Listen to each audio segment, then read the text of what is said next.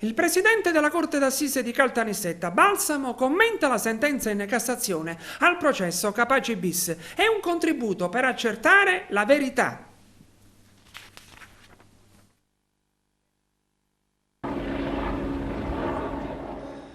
A 30 anni dalle stragi del 92, lo scorso 14 giugno, la Cassazione ha reso definitive le condanne all'ergastolo a carico di 4 imputati di avere partecipato all'organizzazione dell'attentato a Giovanni Falcone a Capaci e di avere reperito l'esplosivo. Si tratta di Salvatore Madonia, Giorgio Pizzo, Cosimo Lonigro e Lorenzo Tinnirello ed è stata confermata anche l'assoluzione, come già in primo e secondo grado, di Vittorio Tutino, nonostante il procuratore generale Delia Cardia avesse preteso l'annullamento della sentenza assolutoria e il rinvio ad una seconda corte d'appello.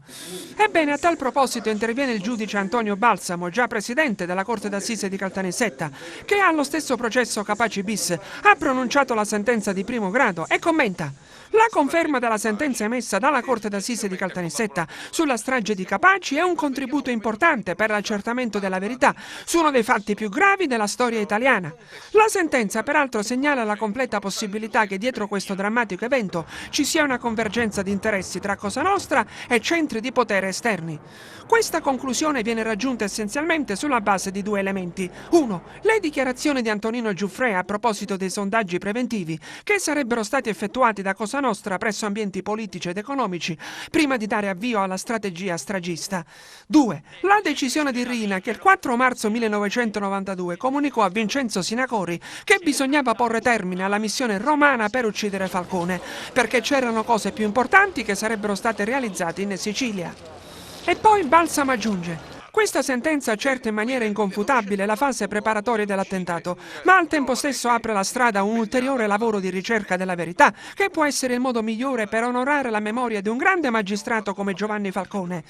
E poi, sotto il profilo della valenza sociologica di quanto accaduto, il giudice Balsamo conclude: la strage di Capaci ha rappresentato un punto di svolta nella coscienza civile nel paese e nell'azione dello Stato contro la criminalità organizzata.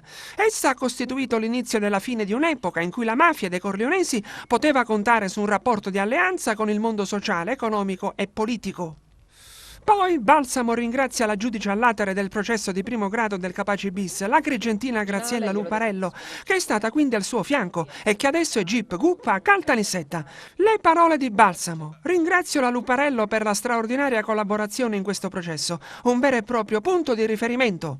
A dover di cronaca, Graziella Luparello ha appena risposto no alla richiesta della Procura di Caltanissetta di archiviare le indagini su eventuali interessi esterni alle stragi di mafia del 92, indicando diversi approfondimenti da compiere.